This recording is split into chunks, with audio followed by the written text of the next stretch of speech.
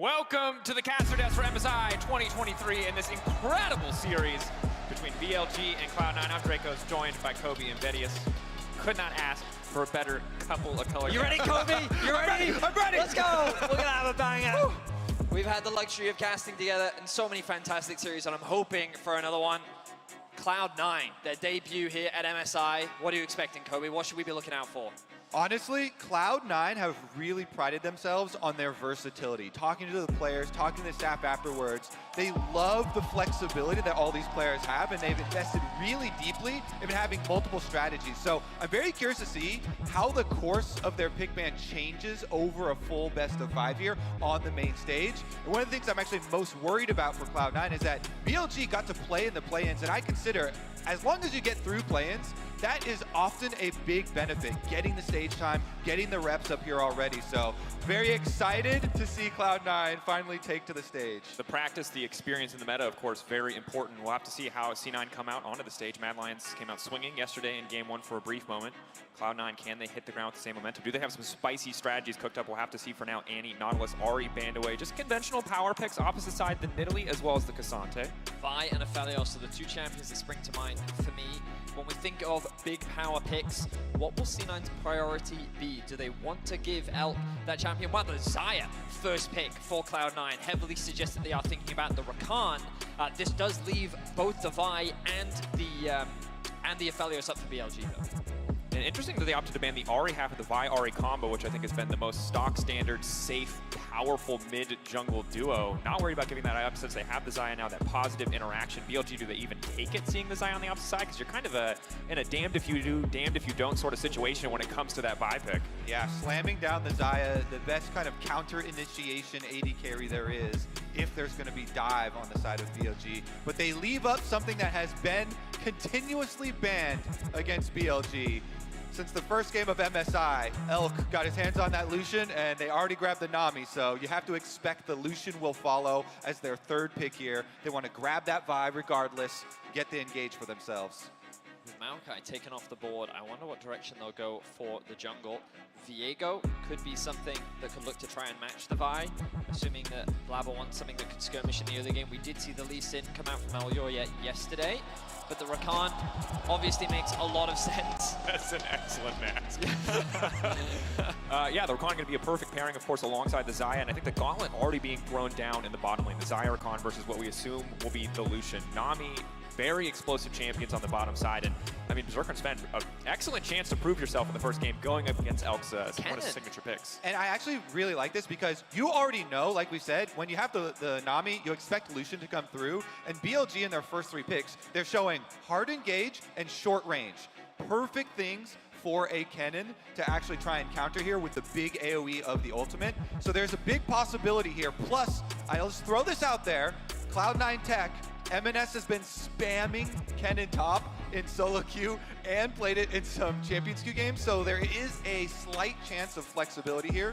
He could take it. And I will say, having seen the Orianna flex top, I'm a little bit more excited about the potential for a mid laner to go top lane with Kennen, but we'll have to find out for now. Targeted ban at MNS there, the LeBlanc coming through, a champion that he was obviously prolific on in the LCS. I really think BLG needs to think about a Poppy ban. We've already seen it be very proficient here at the tournament. And I think that it's something that into this composition from BLG could work very effectively in favor of Cloud9. It can also have the flexibility if this Kennen can go into multiple places. Maybe if they do choose to put it mid, a Poppy top, Poppy jungle. But like, there's so many options I think that BLG do need to take into consideration. I 100% agree with that, especially because Cloud9, they already have support locked and theoretically top lane locked without having a very big front line for themselves. So looking for some beef from Blaber possibly. And they're going to ban out some beef themselves, taking away the Scion. It's funny, the world that we've come to where Bin is now drawing tank bans.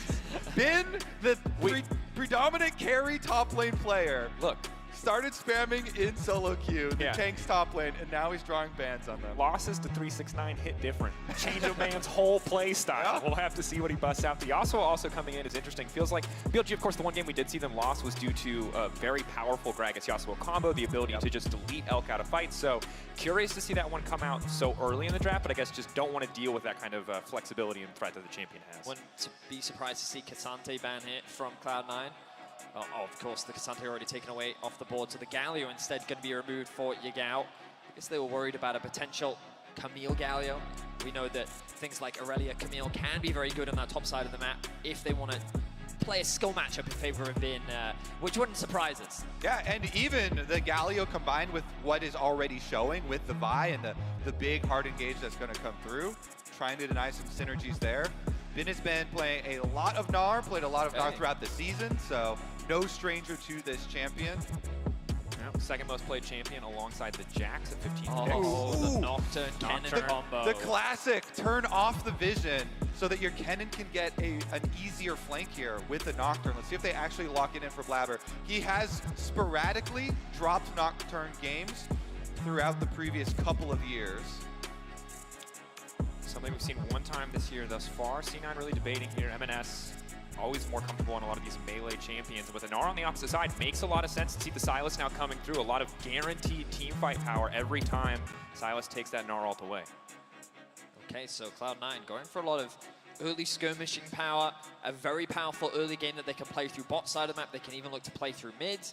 And it has to be an AD jungler, because you're showing double AP solo lanes right now, so. I think the Nocturne makes the most sense. I think that it can do very well against the Vi as well. The Spell Shield being a very effective tool. And I have so many fun Nocturne facts for you if you want them. So do I, because I spam jungle Nocturne. We've got mid Nocturne and jungle Nocturne covered here. I'm concerned for the audience. So how do BLG round things out? A lot of the conventional picks. Of course, Taliyah does make a lot of sense for Yagao. He is very well known for this wave clear roam style. Yeah. I think also when you have many dashes, things like the Sylas E, Nocturne ultimate, even going through the W from the Taliyah can be very obnoxious to have to get through. Yeah, and trying to combat some of the global travel that you have with the Nocturne. Having Taliyah be able to make some roam plays with the wall, cut people off, create a wall for Gnar to knock people into with the Gnar ultimate as well. Yagao going to try and create some synergy there for Bin. I mean, when we look at this matchup, bot lane is likely what we'll keep our eyes on. Lucian Nami versus Xayah Rakan. A very skirmish-heavy 2v2 bot lane that a single kill can very quickly swing that bot lane matchup in favor of either side. Don't be surprised to see junglers pathing down there to try and get them ahead. And it's Elk versus Berserker. Elk has been a mainstay here at the play-ins and has had a phenomenal performance of Berserker, looking to leave an impact on the international stage. Elk has been the insurance option for so many late games, but now looking to be the early game powerhouse here, or mid-game powerhouse. So much attention needs to be paid to that bottom side of the map. We'll see who can get an edge early on. Two very different approaches in the game one draft. See who will come out on top, getting closer and closer to the start of game one. But pressure on both sides. Again, BLG already getting that practice, already getting that experience. Cloud9, this is their first taste of international competition, and it is straight into the best of fives. Time to find out. Game one, Cloud9 versus BLG. Yeah, this is EMENES' first international best of 5 of his career. See how it plays out on stage. Crazy to think that we in Europe are talking about EMENES as an ERL player, the potential up-and-comer, and to see him find so much success in North America, now representing them on the international stage, a huge accomplishment for the young player. Let's see how he starts off with against a bit of an international veteran in Yagao. And we've seen how thankful MNS is to Cloud9 for giving him this chance. In a lot of ways, he felt like it was going to be his last chance at a professional team.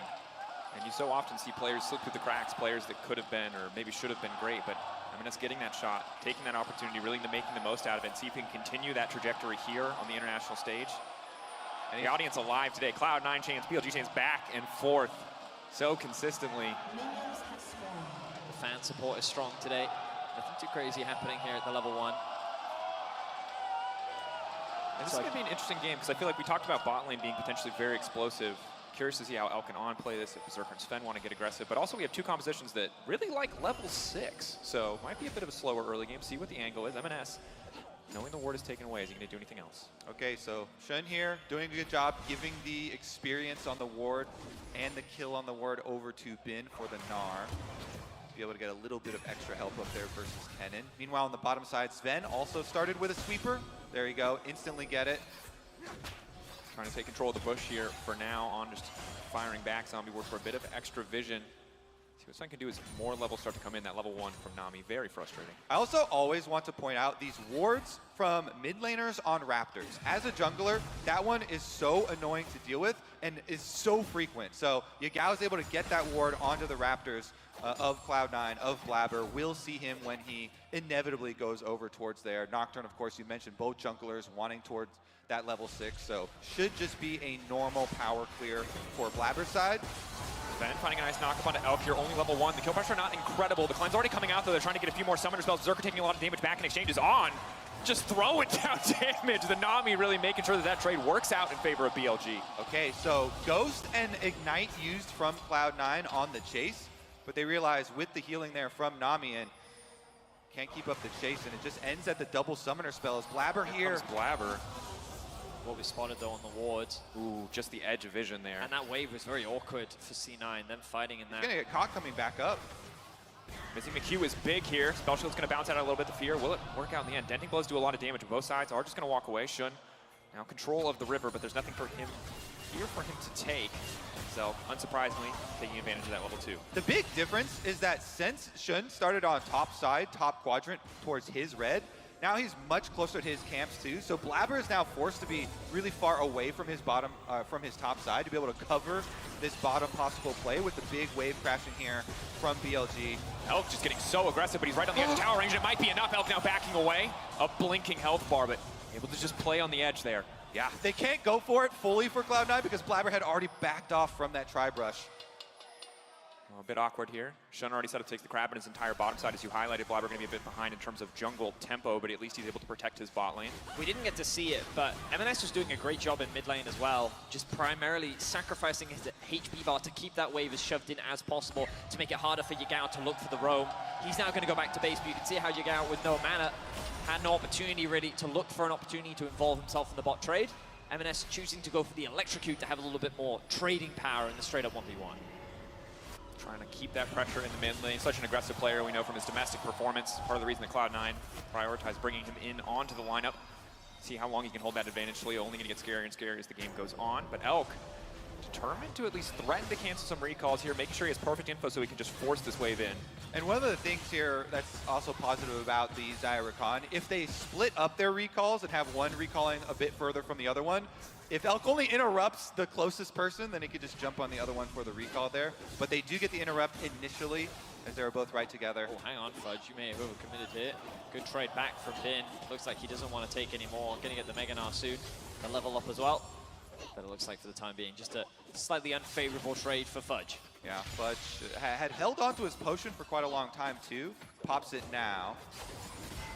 What he can to hold on in that lane, of course, is Doran's healing versus Doran's shield healing versus Doran's blade healing. So we'll see as the lane extends, but I imagine at some point we'll see a recall. Fudge now going to retreat most likely, and just use the TP to come back to top lane. As trading the mid lane doesn't really exist on Yagao's terms. He just kind of wants to shove here. He's not interested in fist fighting a Sylas. Yagao, though, now hitting level 6.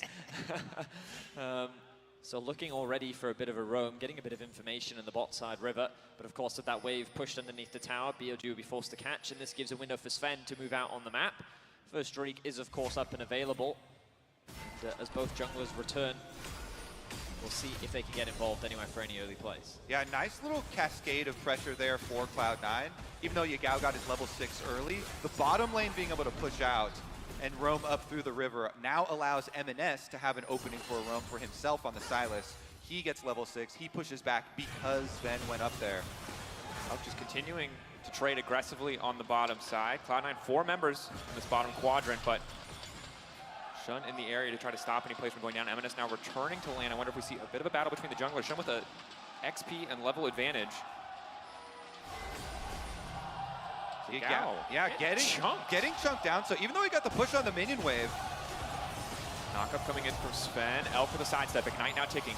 Zven going to go back. Shun on the way down. Elk burning. Are they going to be able to follow this one up? Now coming out. The heal. Follow up. Elk will get burned down. First blood. Elk on the edge. Berserker going to flash in and make it a 1-for-1 trade back. But in the end, the trade going in favor of BLG. Ooh, BLG winning out in that one.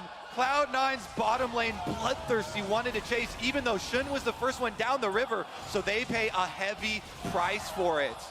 I really think that was a bit of an overforce there from Cloud9. They got such a good initial trade. Getting the flash out from Elk should have been enough, but we all saw the kill potential there. We all saw that opportunity, and Berserker and Zven believed that they could get that kill. They end up falling just short as BLG secure themselves too. Yeah, I mean, Cloud9 had a good situation mid lane too. They had mid lane pressure coming to them, but a big overchase with a little bit too bloodthirsty on the bottom side might cost them a lot. Blaber here does have a ward inside the pit, but Cloud9 continuing to step forward. Blaber, a little 5 Elk, shown in the pit, going in, but not quite able to take it away. Blaber goes for the attempt of the fear, now coming in. The tidal wave stolen on the backside means MNS grabs 1 kill. Yagao into the waiting arms of Berserker and Zven. They're both trying to retreat rapidly. MNS is just looking to finish up as many kills as he can. The Sylas is too damn strong in these early skirmishes. The abscond, the abduct, Yagao body blocking Elk. Now on the retreat, Cloud9 looking for a bit of revenge on the bottom side. Not quite able to finish Elk, but a fantastic trade. Yeah, they get plus an extra kill right here, but they do lose out on the Dragon first. Good attempt from Blaber. Flashes in, throws the Q first, flashes in as it's about to hit, but a little bit too light on the damage. Shun is able to get it. 36, I think I saw the Dragon health. Cloud9, though, they get right back up onto it. Some kills for Blaber, as well as MNS and Berserker. Yeah, you can see C9 not afraid to go toe-to-toe, and I think that BLG, it wasn't an easy Dragon to secure. These early skirmishes, this is really where things like Xayah, Rakan find a lot of strength and success. The flash over the Q, the damage not quite enough there from Cloud9, but there's the Nocturne. Oh, now Nami's gonna be in trouble as well. On's got nowhere to go. They're turning that one off on the bottom side. Berserker grabbing another kill. A big dive for Cloud9. They take advantage of the level 6, and they get themselves 2 quick kills. Meanwhile, we have Vi on the Rift Herald here, so really good use of the level 6 from Blaber, rushing on the bottom side, taking advantage. He's got a bounty on his head now. Bottom lanes gets the push in, shove out, and get their reset. It will be Constellation Rift Herald there for BLG, though, because Shun went topside. See what BLG can do with that Rift Herald, because it's so important that they're able to build some of the leads. Top lane starting to get a little bit more ahead in their favor, but with Lucian a bit behind the clock and Nocturne ahead, very well could just be a death sentence in the fights to come, especially when you've got a Vi ult that can be stolen away, a Gnar ult that can be stolen away. This game is only getting more difficult for Elk as more fights look ahead. And Cloud9, from the very beginning of this game, they want to put as much pressure on that bottom lane, on that Lucian Nami that they knowingly let through as possible. And they're going to get a lot of value out of the duration of this flash timer being down on Elk. Still a quarter of the time left on that one. The longer this game goes as well, I just really like what C9's comp brings to the table. They have so much dive threat, and MNS, I think, has so many options with the ultimate as well, whether it be using the Vi ultimate to access the backline more alongside the Nocturne, whether it be the Gnar ultimate if you want just more crowd control in the team fights. We saw him use the Nami ultimate in the last skirmish to great effect. I think that Cloud9's composition, you talked about it as well, when you look at range, while Taliyah does have a lot of poke, Kennen sees this Lucian Nami and he sees a prime opportunity, so Cloud9 have put themselves in a great position in this early game. And right now, the focus will be on lanes, waiting for the next Dragon spawning in about 2 minutes time. The true party starts, Vedius, when we get to see Nocturne ult combined with those solo laners, with those Kennen flanks, with the MNS flanks on the Sylas as well, and he's stolen away the Vi ultimate now. That is a little preview of what we'll see as far as the double initiation. Ooh, Stridebreaker now coming through as well for Blaber. Pretty dang early in the game. Definitely going to be nice to have in the coming fights and the coming ultimate usages. Interestingly, because he obviously went for the free boots here, isn't able to early itemize Lucidity boots, as we've seen when Nocturne has been meta in the past, just to get that ult cooldown as low as possible. So he's going to have to wait, but luckily has it up now. And I think, too, Blaber, while we have had so much focus on bottom side right now, mid lane is primed for striking with a Nocturne ultimate. Yagao now the one who actually has to worry about his flash being down and being at a disadvantage to MNS. So Sylas, if you show Shun next to the mid lane, that Vi ultimate plus Nocturne ultimate is going. Here we go. Bin caught out. There's got to be no way out of this one. He's going mega. He's waiting. MNS can just try to take that ultimate away. Bin now going to flash out to safety. Fudge waiting over the wall. BLG collapsing, looking to protect, but Fudge wants a little bit of blood here to leaping in now. The abscond, the abduct won't connect. Bin able to walk away. C9 were a little hesitant to commit to that play because On was missing on the map. If they had overforced, tried to dive, there was a real risk that they put themselves on a numbers disadvantage. Fudge did commit the flash, thinking that he might have enough damage, but unfortunately for Cloud9, it was not quite enough. Still though, big opportunity here on the bot side of the map. They need to push this wave in as quickly as possible. They've got information now as to where On is, so they're going to move away from the dive for now. But the Dragon spawn, 35 seconds. They're going to trade 1-for-1 in some, but Blaber giving up that Nocturne ultimate is big. Elk able to catch this wave. Keeping an eye, seeing what the setup is going to be around the Drake. 30 seconds so that objectives are real. MSI going top lane to catch this wave. So looking for a bit of revenge here.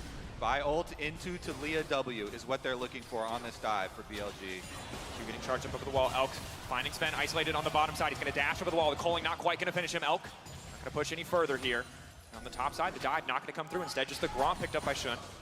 BLG, no, they could go for the dive right now because there's no Nocturne ultimate. Nocturne ultimate being used offensively. And so they have Shun waiting around, but Fudge backs off. Well done. They have the heads up to walk away from that situation, but the gold dead even until this Herald crashes. It's going to be a lot more gold into the pockets of the mid-jungle duo on the side of BLG. Might be traded for the Dragon here, though.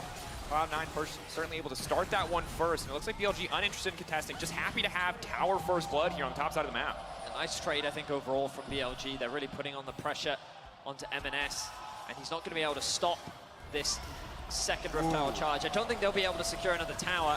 They need to be careful about overstaying a little bit. Kennen ultimate is off cooldown relatively soon, but they're actually going to commit to this tower. They know how many are committed, but here's MSI. Here. The Vial cooldown up and available again. Now just going to look to burn down the Kennen. Can they flick him back? They can, but they can't get the Unraveled Earth down. They desync. The combo doesn't come through, and now Yagao sacrifice Shun, able to walk away, but Cloud9 just playing it better. And he's not out yet. Blaber's looking to catch him. Trying to get vision, just needs vision, just can't see him, just sees the end, but can't click him fast enough. Now, the ulti fades away, Shun escapes. MSI just desperately wants to get in. The abscond, the abduct, how long on the Vault Breaker?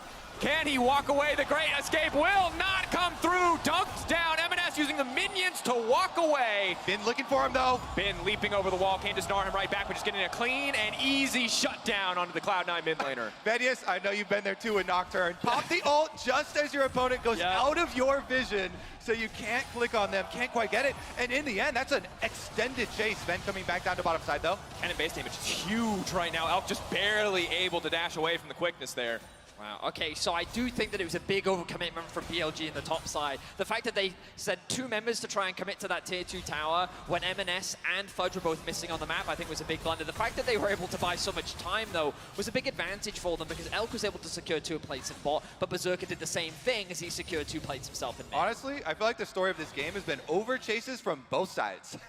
Because then, right after Cloud9, going a little bit extra deep there. MSI flashing to try and get vision of the Vi, then tower diving, going for the 1-for-1. But bottom lane, the next opportunity here, Yagao comes down. Just hovering around, will be now clearing out the vision as BLG take control of the bottom side of the map. You can see top side or spot side here in terms of gold, but it's all still very, very close in terms of effective itemization. I mean, a lot of it is because Fudge has been kind of dragged around the map, hasn't been given the freedom to get as much farm, whereas Bin has been soaking up multiple waves. He caught a bunch of waves in mid, he moves back to top, secures another bunch of waves. So in terms of experience, he's like to be a little bit ahead as well. But overall, still a very even game. And as we talked about the compositions, you have to be a little bit worried as BLG as you get closer and closer to things like the next Dragon and the next Herald fight.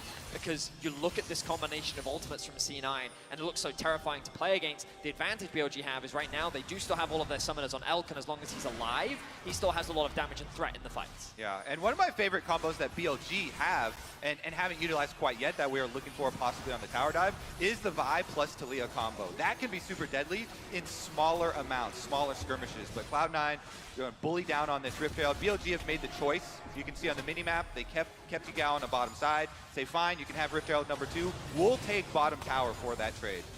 Happy to have that. More passive map control going in their favor in Cloud9 with so many members grouped around the mid lane. Maybe just going to fish for a play. Gold again, still very close. A lot more standing gold available for Cloud9 if they can start to break through some of those towers. Even the plates now fading away. Zven going to be in trouble. Instantly knocked down. They deny the dash over the wall. Elk grabbing a kill. Quick punish from the side of BLG. Big misstep there. Is this another one from Cloud9? MSI now trying to make no safety. He has stolen the Gnar ultimate. He's going to punt 2 back into the wall, but he just doesn't have the damage to finish him off. Yagao grabbing 1, and instantly there's just blood everywhere. Blaber now on a killing spree, but Cloud9 need to get out. All of BLG descending into the mid lane. A quick ulti back from Berserker. On the retreat, has to wait, has to time the feathers perfectly, but Fudge over the wall. Fudge, maybe he can be the difference maker instead. Everyone just looking to get out, but Ben keeps going! Kennen now coming in, Ben going mega, finding 1, he uses a Gnar of his own, and just like that, BLG come alive in game 1. Oh, Giga Ben don't miss! Right over the wall! Oh, he keeps that chase going. He's the richest one on BLG. He makes it happen with the full chase. Flash from the Gnar used to get the extra kills here. Wow, what aggression from BLG. How they convert one pick into 3 more in quick succession. Cloud9 desperate to get something back, end up getting punished even more. Zven, are you caught out once more? No, it looks like BLG, they're gonna take, or they're gonna rather be happy with what they've been able to take away from Cloud9. All of this bot vision as well sets them up nicely for the upcoming Drake. And this is where it all began. The Vi pick onto the Rakan here. Shun immediately finding that one, instantly killing Zven. And then, once BLG get a piece, they want way more.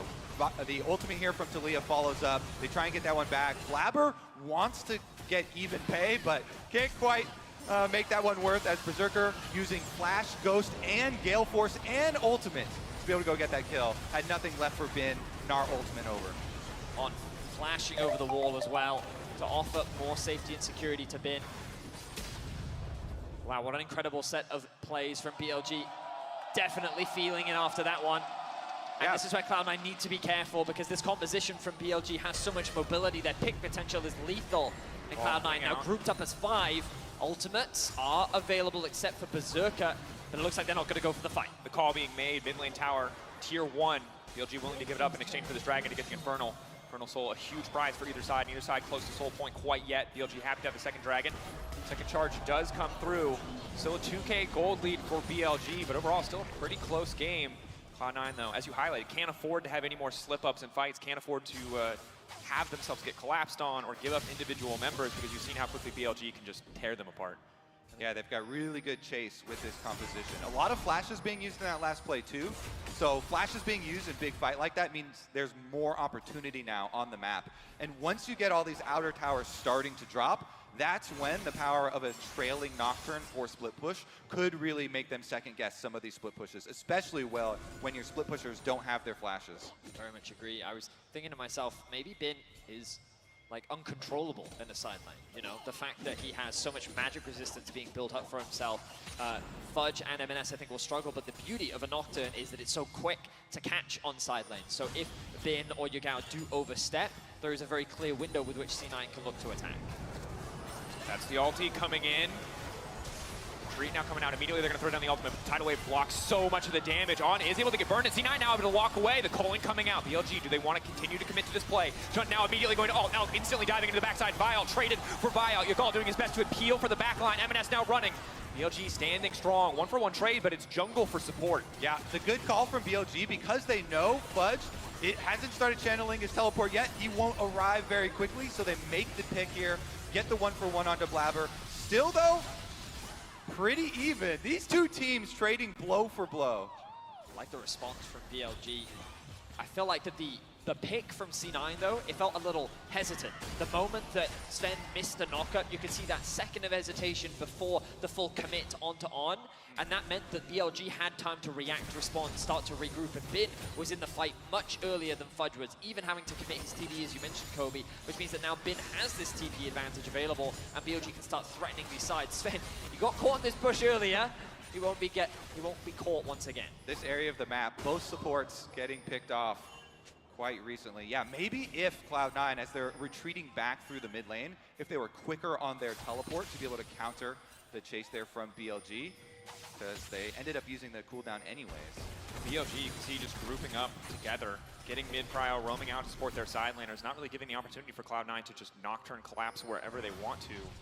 Heads-up play from the side of BLG. See how Cloud9 want to respond. I think a really big strength here for BLG as the Taliyah wall does come in. Instant response, a bit preemptive even, but now they're going to try to make the fight happen anyway, looking to isolate Elk. The knockup now coming down. It's a Tidal Wave stolen away from MS. That is a huge start to the fight, but Elk goes golden. He buys a brief moment. It's a counter Tidal Wave, and Elk is still standing. It has been from behind, and it is BLG, and the fight, a double for Elk. Cloud9's play turned on its head. Oh, Bin comes in for the counter engage.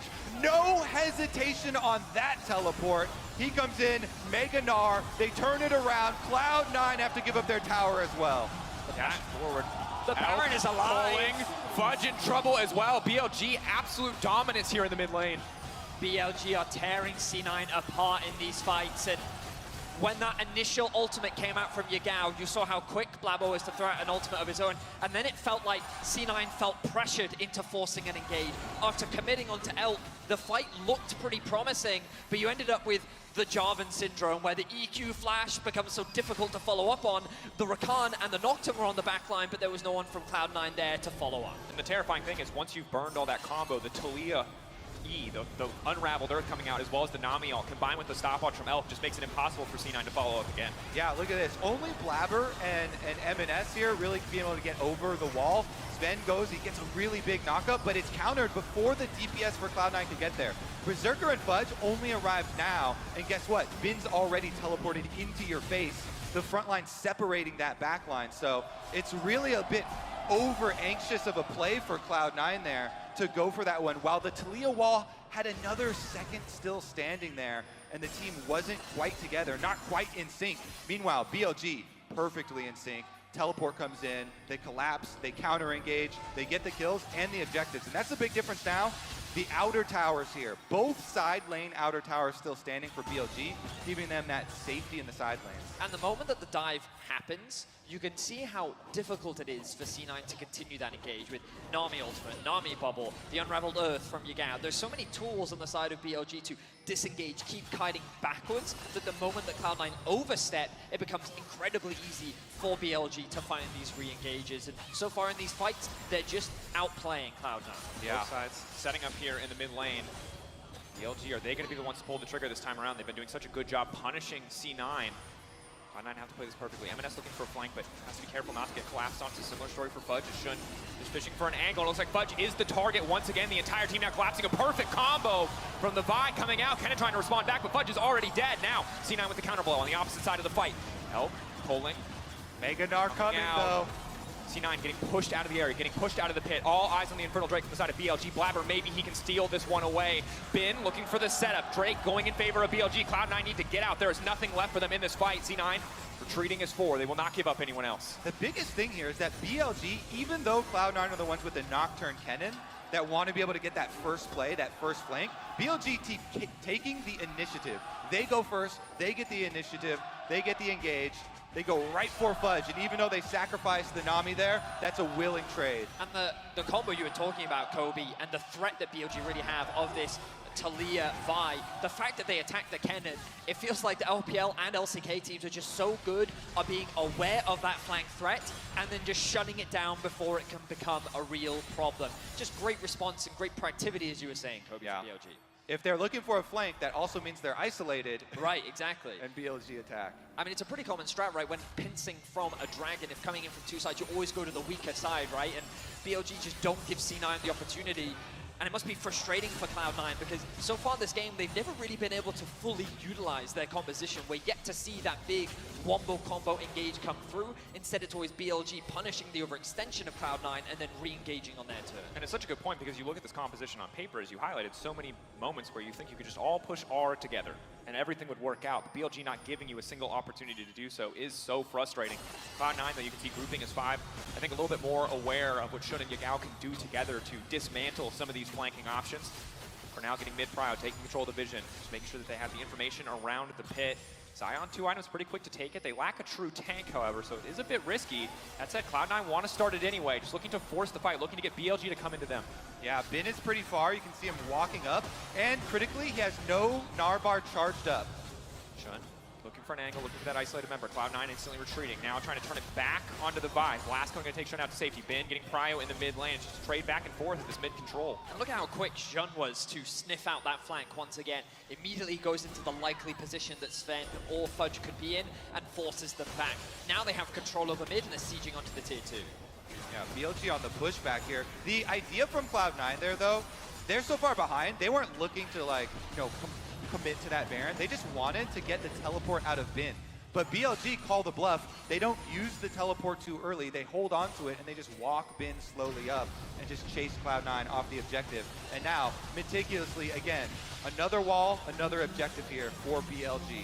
Incredibly controlled game from BLG. Yes, Cloud9 found an advantage in some of the earlier skirmishes, able to find some of these kills with the combo that they brought to bear, but the second we got out of the laning phase, the second the tower started to drop, BLG have just been playing the map so well as a team, as a unit, and it is hard to deny a champion like Nocturne these angles, these picks, but BLG have done such a fantastic job.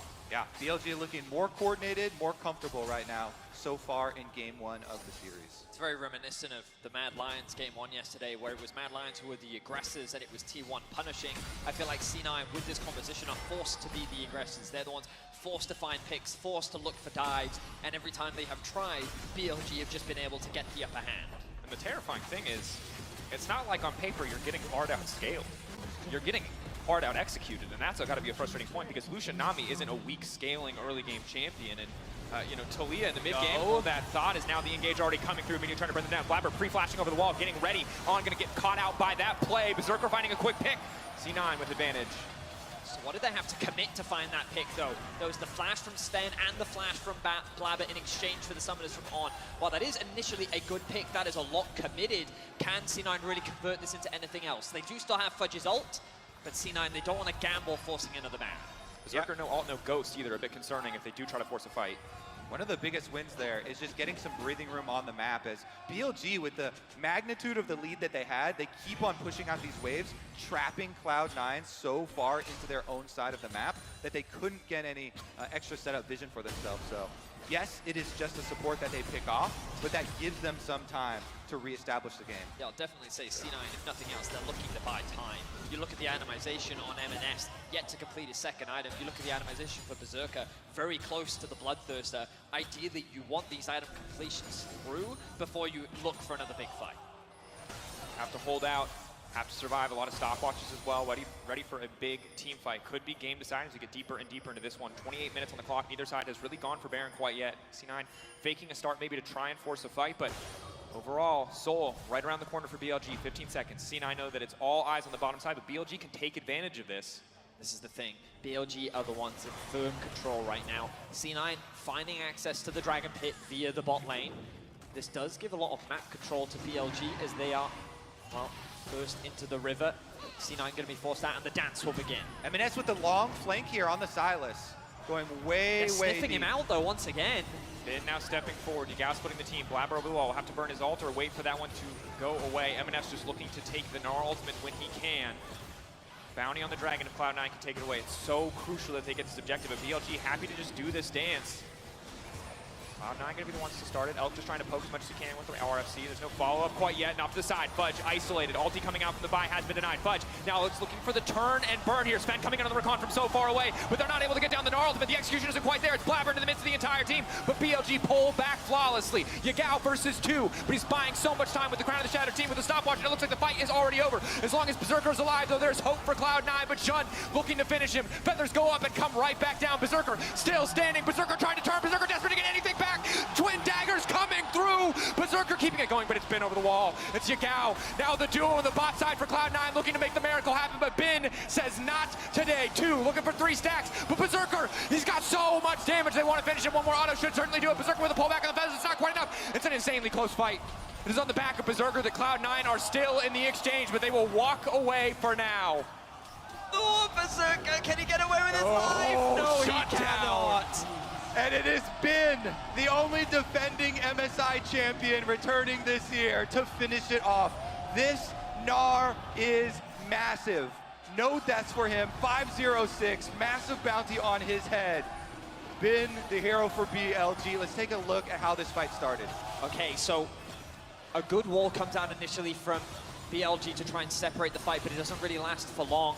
And then the fight comes down to 2 fronts as BLG tried to initially collapse onto Fudge, who uses the stopwatch to buy himself a lot of time, and then the dive onto the AD carry onto the backline. A good ultimate from On to buy time as MSI is eliminated right off the bat, but Zven and Blaber do what they need to do. Berserker and Fudge struggle to really get involved in the fight, so they focus on hitting the closest target. A really nice play from Berserker as he gets an initial pick, and this is where things devolve into chaos. Yeah, the very sketchy 3-on-3 at the end. Berserker, you can see, he's got his flash shield, so he baits Jun. As Jun goes for the Q, he flashes it, is able to kill him inside the Gromp. But meanwhile, the Kennen went down for Cloud9, so they lost any real meaningful frontline. And Bin is full health.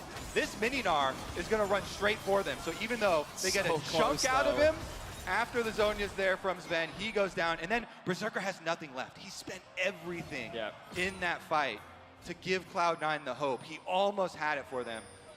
And not to take any more of that hope away, but we saw in the picture-in-picture over the course of that replay, thank you for the breakdown, gentlemen, we saw MSI getting caught out and subsequently BLG, while MSI did not drop, they were able to grab Infernal Soul. So the fight's only getting harder, the odds only further stacked against Cloud9 here in this game one. Yes, it's only 6K between them at 31 minutes, but that Infernal Soul is going to be massive.